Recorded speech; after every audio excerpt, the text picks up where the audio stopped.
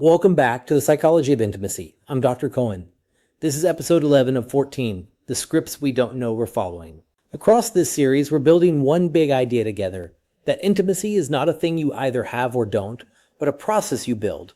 If you're joining mid-series, you're welcome here, but you'll get the most out of today if you think of it as one piece of a larger picture we're assembling episode by episode. I want to begin with an unsettling claim. Much of what you believe about sex and intimacy, you did not actually decide. You inherited it. You absorbed it. You are, at this moment, following a script you may never have read. And today we're going to drag that script into the light, because you can't revise a script you can't see. In sociology and psychology, this idea has a name: sexual scripts theory, developed by John Gagnon and William Simon. Their insight was that human sexuality is not simply a matter of instinct or biology. It is profoundly shaped by social scripts, culturally provided guidelines that tell us what counts as sexual, who should do what, in what order, what it all means, and how we're supposed to feel about it. We learn these scripts the way we learn our native language, early, thoroughly, and without realizing we're learning anything at all. These scripts operate at different levels.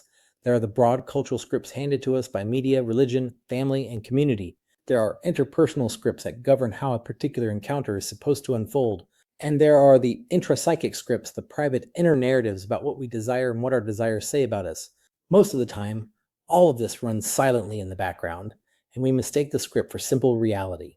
We think we're just doing what's natural. Often we're doing what's scripted. Let me make it concrete. Many cultures hand out a gendered script.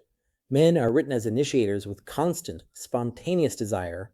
Women as responders, gatekeepers, less driven. Now look back at episode 5. That script doesn't just describe, it prescribes, and it manufactures shame on both sides.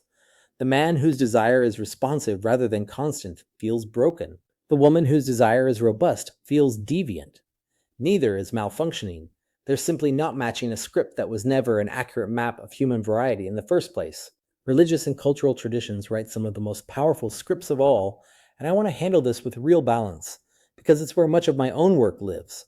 These scripts can carry genuine wisdom, frameworks of commitment, meaning, reverence, and care that many people find deeply life-giving.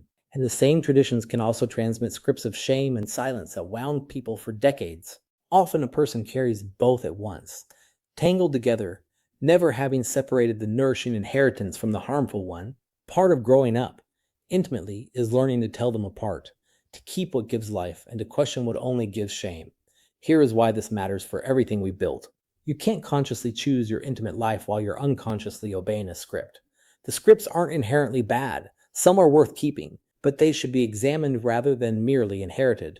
The goal is to move from following a script you never read to authoring one you actually believe in, chosen with your eyes open, in honest conversation with your partner and your own values. So the takeaway is this: you are always following sexual scripts. The only question is whether you've read them.